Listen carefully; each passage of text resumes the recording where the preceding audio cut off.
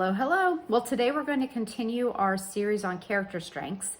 And this time we're going to talk about the character strength of courage. This is something I've wanted to talk about in terms of leadership for quite some time because I think they're so linked together. I absolutely do not see how a person could be a good leader without having the strength of courage. Especially the first character strength I'm going to talk about, which is bravery.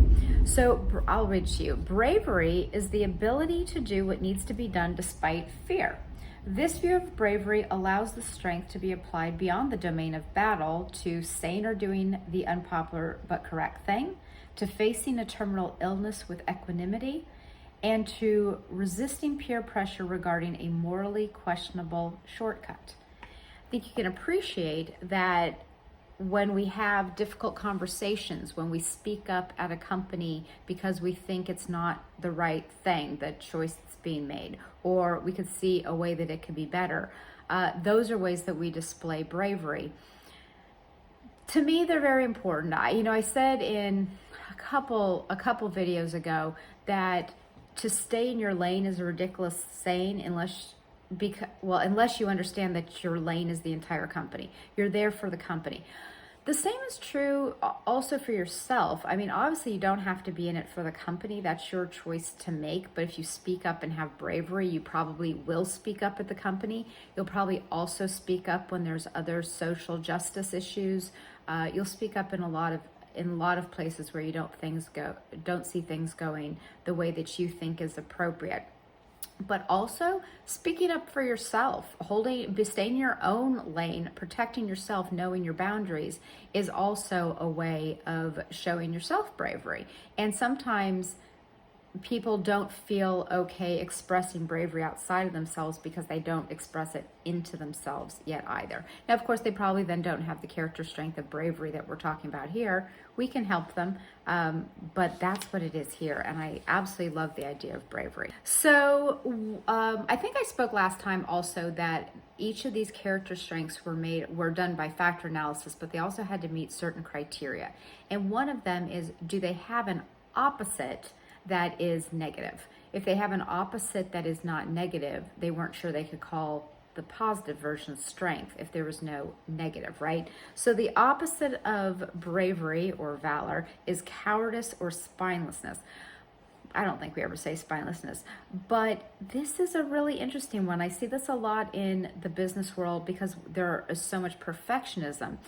Is this: the paralyzing anxieties that may plague us can also be seen as the absence of bravery.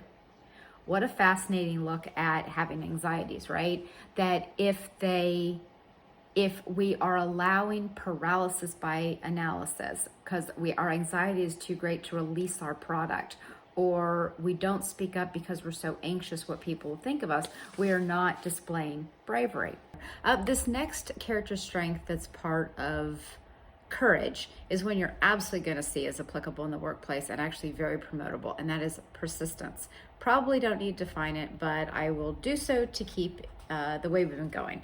So finishing what one has started, keeping on despite obstacles, taking care of business, achieving closure, staying on task, getting it off one's desk and out the door, all of these refer to the strength of character we identify as persistence, perseverance, and industriousness.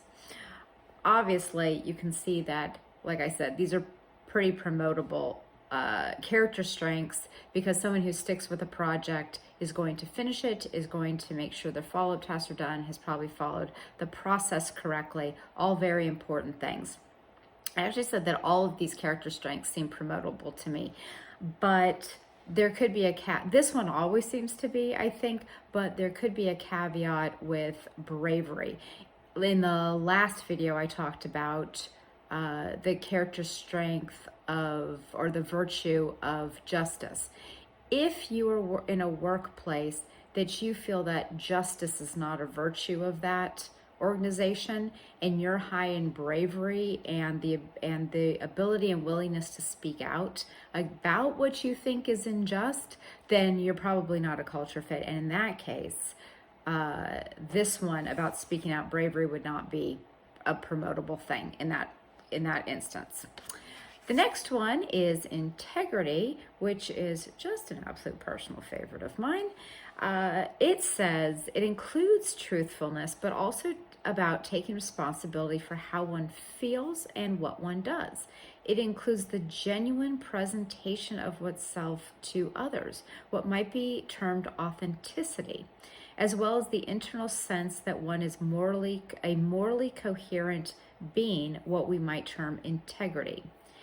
And it says, there are moral transgressions like lying and cheating that are relevant to honesty, but there's so much more about integrity, which is about being true to oneself, true to one's values. And that you can be honest, and yet if you're not showing your true self, like you can say honest words, you can tell the truth to people, but if you're not expressing who you truly are, and perhaps you're more of a chameleon, then that would not show integrity. That I have certainly seen being important in the workplace. I haven't seen it that much for a while, but where someone will play two managers off of each other, for example, can sometimes be they're showing this version of themselves to this manager because that's what that manager values, and a different version of themselves to another manager. As long as it's truly part of themselves, that shows integrity. But if they're just changing who they are to say the things that that manager wants to hear, that is not being true to oneself and is not showing integrity. This, like all the others in this section, are considered traits. And that means that you pretty much either have them or you don't. You can't really train someone to have integrity. You can, however, do some things I'll talk about in a moment to help people show off these character strengths, demonstrate them more than they might currently, to the extent that they possess them.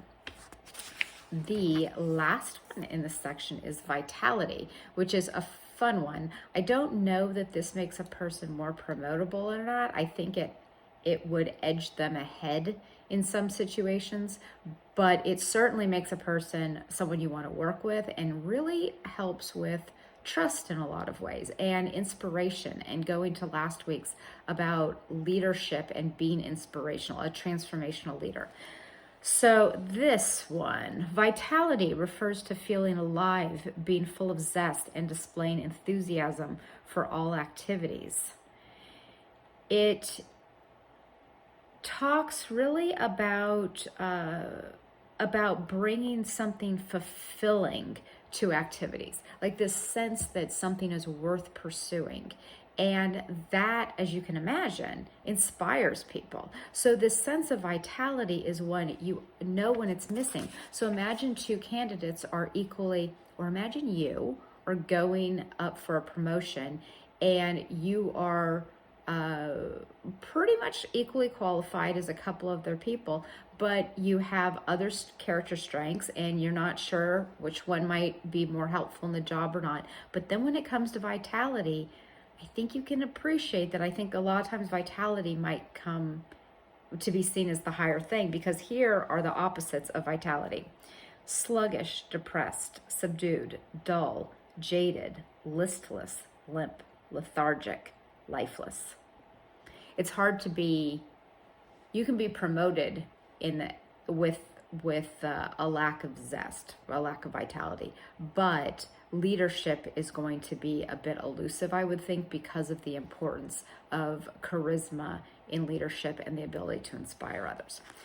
So those are the 4, and I wanted to tell you about this book I read, Brave Athlete, and I'm really just enthralled with the idea of bravery being important in life in general, but this one is particularly written by a psychologist for competitive athletes, which I'm not, by the way, but I love the topic so much and I wanted to read about it because it's really about having strength in your own life to overcome your own fears. Like, what's holding athletes back from being a little bit better, from doing a little bit more, and then the days they don't want to do things, because we all know motivation is a lacking resource for most of us. We pretty much have to perseverance, despite how we feel a lot of times. And if you are trying to be a competitive athlete, that'd be true. But aren't we just competitive business people? And I don't mean in competition with others, but isn't that what we're striving to do, is be the best at what we do?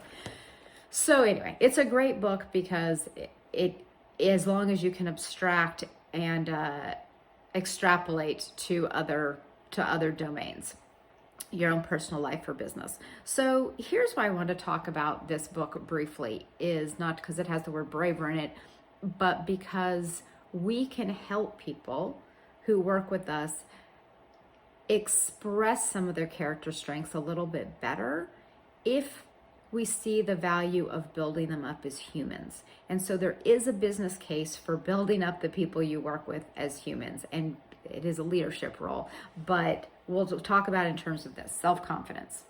And I'm going to change the word athlete to person so that we don't forget that it applies to everyone. Self-confidence is the psychological wonder drug. Everything improves when a person's self-confidence is high. People with high confidence feel less anxious, relish adversity, set higher goals, try harder, tolerate more exertional pain. So like at the job, they'll keep working harder to meet a goal. Feel more in control, are more optimistic and enthusiastic, and do better under pressure. They also have less anxiety when things don't go according to plan.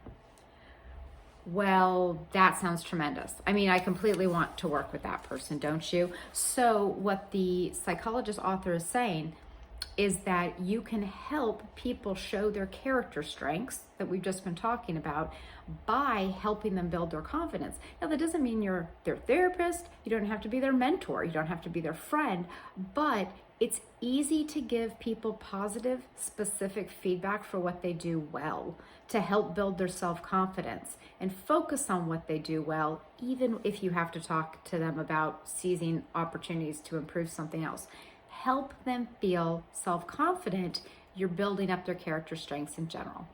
That is this one. I will see you for a few more episodes of Character Strengths later. Bye.